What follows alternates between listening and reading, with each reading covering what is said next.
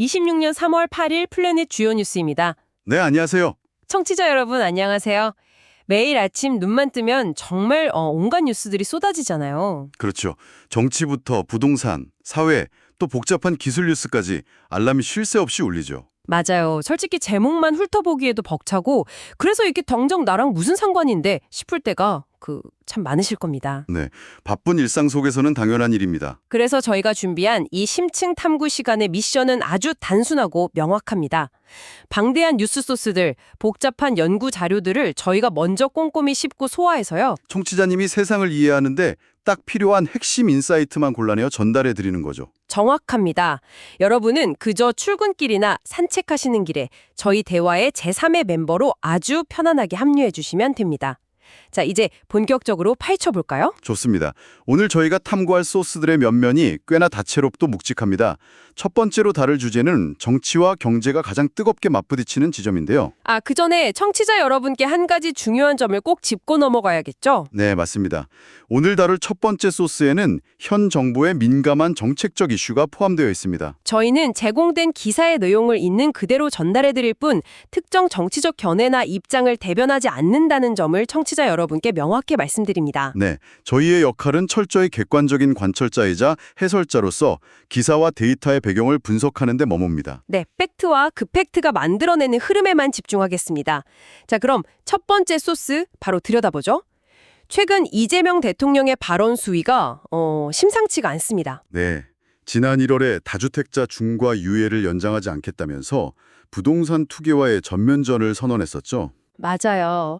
인기 지역의 이른바 똘똘한 한 채마저 매각 대상으로 삼으면서 되게 강경한 태도를 보였는데 이번에는 그 칼끝이 다른 곳을 향했습니다. 바로 중동 위기를 틈탄 기름값 바가지 문제죠. 네, 최근 호르무즈 해협 봉쇄 사태 때문에 국제 유가가 출렁이고는 있는데 대통령이 직격한 부분은 일종의 시차를 이용한 꼼수입니다. 그러니까 당장 국내 원유 공급에 심각한 차질이 발생한 것도 아닌데 주유소 기름값은 벌써부터 뛰고 있다는 점을 지적한 거죠. 그렇죠. 국제 유가가 오를 때는 빛의 속도로 가격표를 올리고 내릴 때는 아주 느릿느릿 반영하는 그 고질적인 관행을 정면으로 비판한 겁니다. 주유소 가시는 청취자님들이라면 누구나 고개를 끄덕일 만한 답답함이잖아요. 체감이 확 되는 민생 이슈죠. 근데 제가 이 기사에서 특별히 주목한 건 사용된 단어입니다. 부당한 폭리를 취하는 행위에 대해서 무려 패가망신이라는 단어를 꺼내 들었거든요. 배가망신요? 상당히 이례적인 워딩이죠. 네, 보통 경제정책 브리핑에서 쓸 법한 단어가 아니잖아요. 강력범죄 수사에서나 볼 법한 되게 수위 높은 표현입니다. 이걸 더 큰 그림과 연결해 보면 현재 정부가 어떤 국정 운영의 시간표를 걷고 있는지 명확히 읽어낼 수 있습니다. 국정운영의 시간표요? 네, 집권 2년 차는 보통 가시적인 성과를 확실히 보여줘야 하는 시기거든요. 거대 담론이나 복잡한 법안 개정보다는 당장 국민들이 매일 체감하는 주유소 영수증 같은 민생 이슈에서 확실한 그립감을 보여주겠다는 거군요. 듣고 보니 최근 발표된 7대 비정상 근절 대책도 완전히 같은 맥락으로 이해가 되네요. 그렇죠.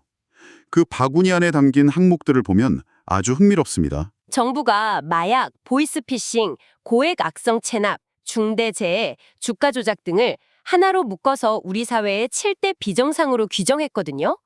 사실 마약 범죄랑 그 화이트 칼라 범죄인 주가 조작을 동일 선상에 놓았다는 게 좀 놀라웠어요. 바로 그 점이 핵심입니다. 시민들의 일상을 파괴하는 화이트 칼라 범죄와 강력 범죄를 비정상이라는 하나의 프레임으로 묶은 거죠. 민생 안정이라는 이름 아래 한 번에 강력하게 쓸어 담겠다. 이런 드라이브네요. 이전의 부동산 정책에서 보여준 강력한 태도가 일정 부분 긍정적인 여론으로 이어졌던 경험이 정부에게 확신을 주었을 겁니다. 사회 곳곳의 부조리를 타파하는 과정 자체를 집권 2년 차의 주요 동력으로 삼고 있는 거죠. 자, 방금 부동산 이야기가 나왔으니까요. 아주 자연스럽게 우리의 두 번째 주제인 부동산 시장의 역설로 넘어가 보겠습니다.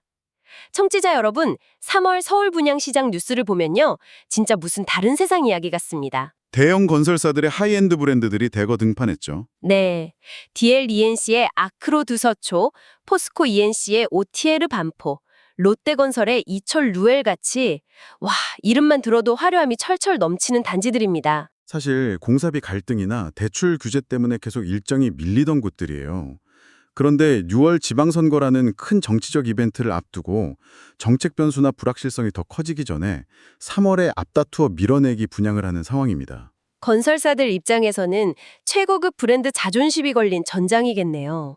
근데 여기서 엄청 놀라운 숫자가 나옵니다. 분양가 상한제 적용 결과 말씀이시죠? 네, 이 하이엔드 아파트들이 상한제를 적용받으면서 전용 면적 59제곱미터, 그러니까 24평형 분양가가 19억에서 21억 원대로 나왔습니다. 20억이 훌쩍 넘는 금액이죠. 네, 20억인데 시장에서는 열광하면서 이걸 로또 청약이라고 불러요. 왜냐하면 바로 옆 단지에 비슷한 평형 실거래가가 40억대를 찍었거든요. 방천만 되면 단순 계산으로 20억 가까운 시세 차익을 얻는 셈이니까요.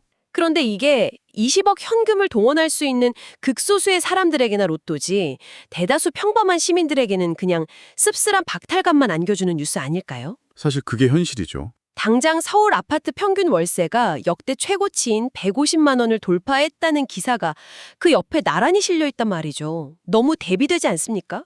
여기서 흥미로운 점은 이런 하이엔드 아파트의 화려함 이면에 숨겨진 공공자산 개발의 씁쓸한 민낯입니다. 공공자산 개발이요? 어떤 사례가 있죠? 아주 전형적인 사례가 바로 광운대 역세권 개발 프로젝트입니다.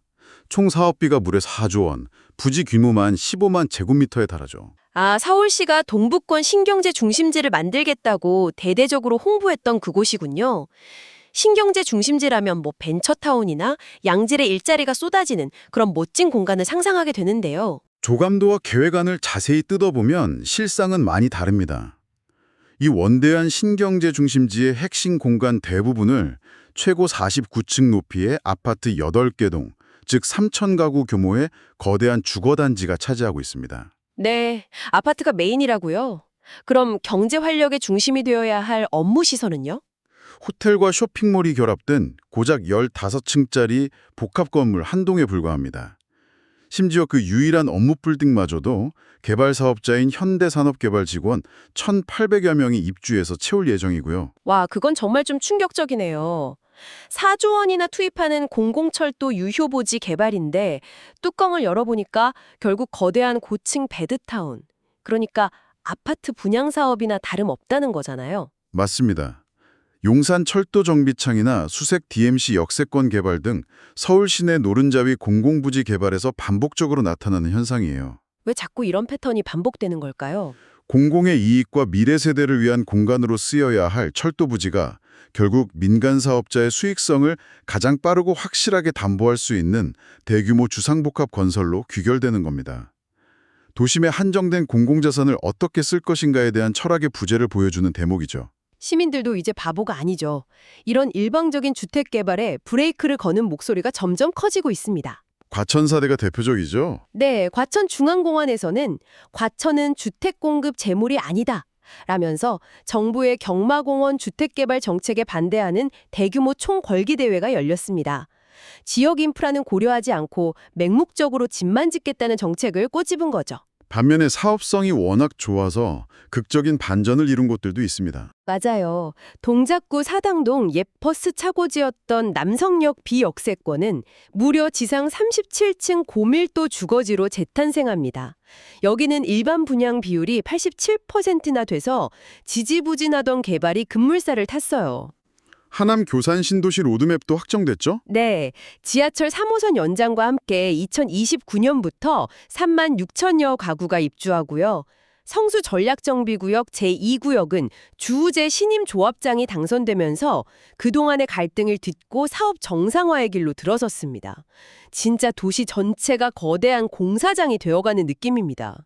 그렇게 도시의 외형이 폭발적으로 변하는 한편에서 우리 삶의 질을 밑바닥에서 지탱해주는 이른바 보이지 않는 인프라들도 조용히 진화하고 있습니다. 아, 자연스럽게 세 번째 주제로 넘어가네요. 인프라와 고령화 사회의 현실입니다.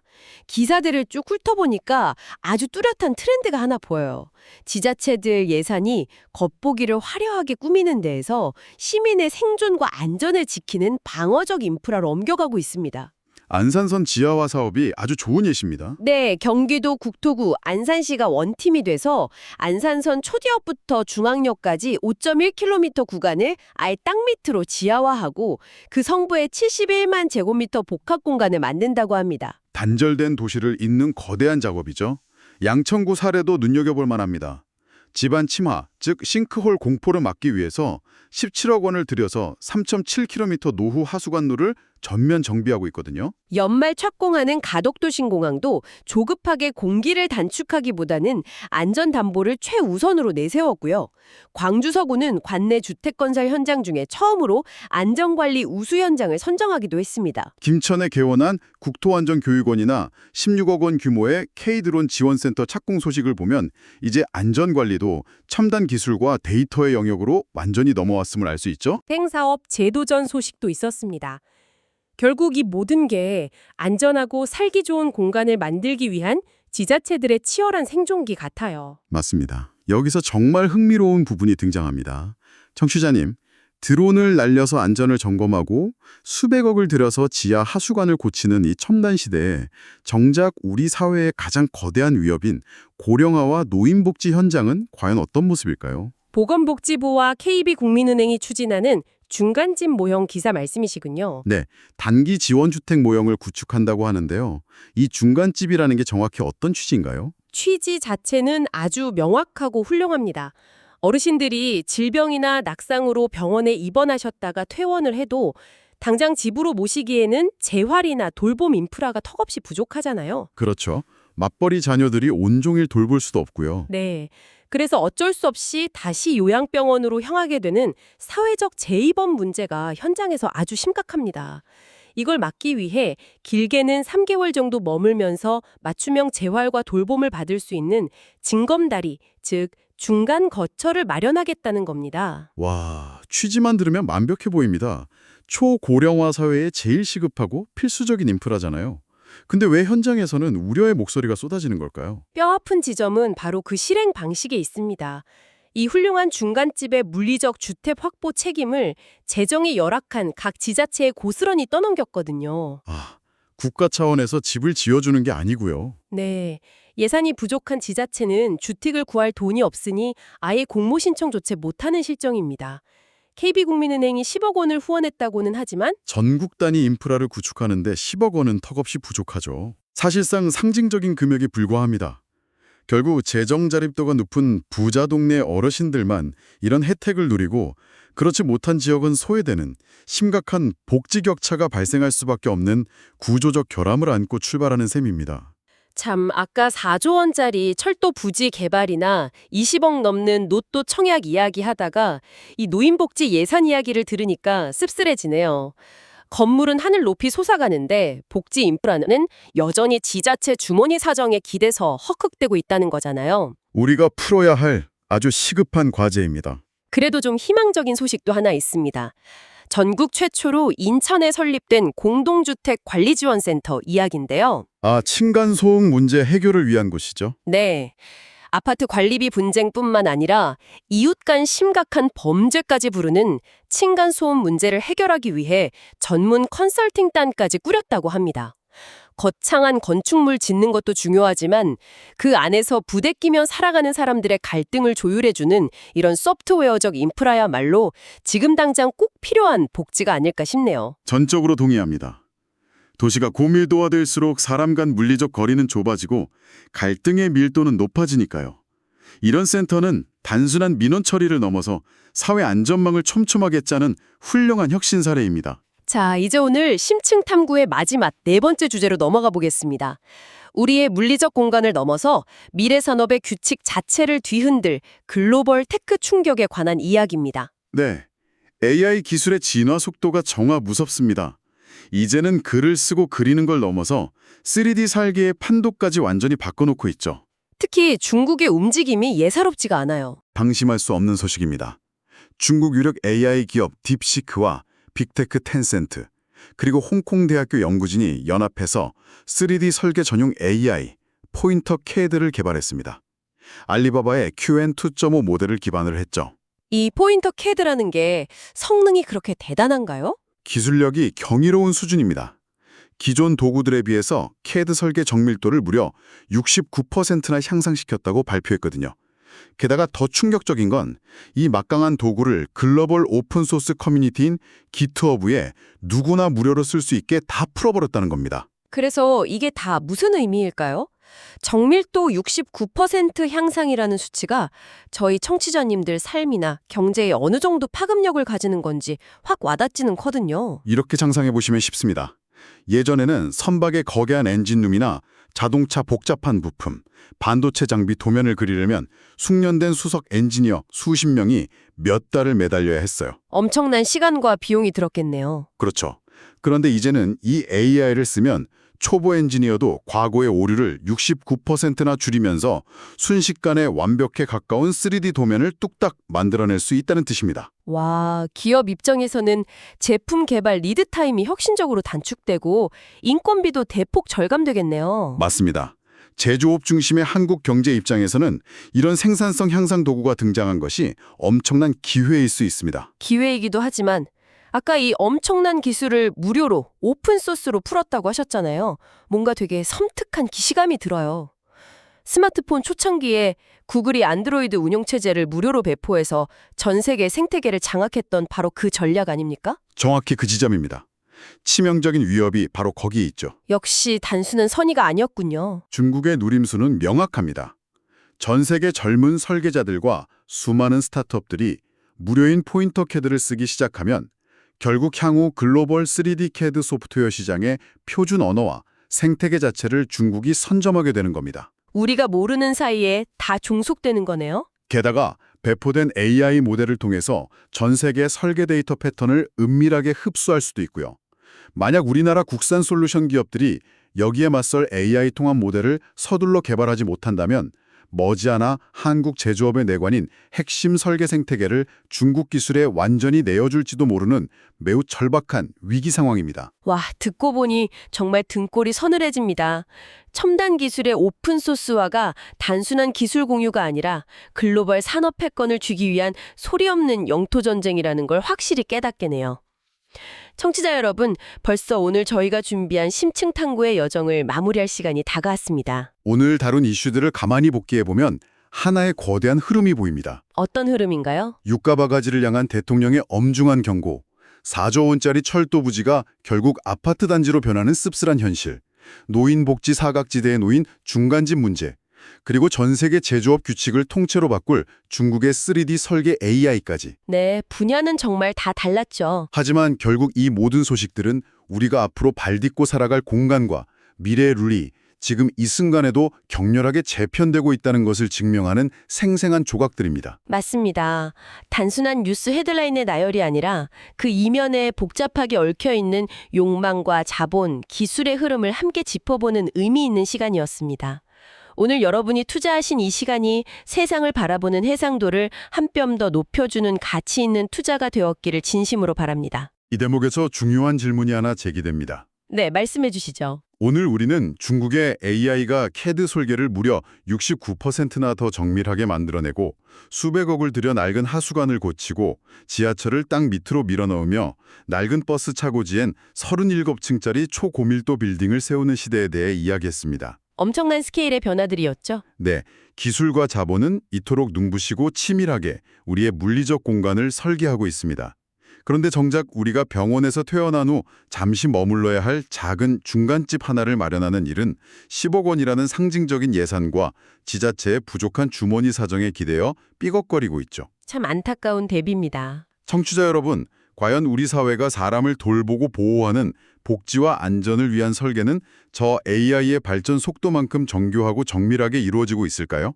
오늘 하루 우리 시대의 진정한 혁신이 과연 어디를 향해야 하는지 곰곰이 생각해 보시는 하루가 되길 바랍니다. 묵직한 통찰이 담긴 우리 모두가 피할 수 없는 질문이네요. 첨단 기술의 발전 속도만큼이나 사람을 향한 정책의 정밀도도 함께 높아지기를 진심으로 기대해 봅니다. 오늘 저희의 탐구가 여러분의 하루에 건강한 생각의 씨앗이 되길 바라며 저희는 다음 심층 탐구 시간에 더욱 날카로운 시선과 흥미로운 소스들을 가득 안고 여러분의 제3의 멤버로 다시 돌아오겠습니다. 긴 시간 함께해 주신 청취자 여러분 깊이 감사드립니다. 네, 수고하셨습니다. 다음 시간에 더 깊이 있는 이야기로 찾아뵙겠습니다. 감사합니다.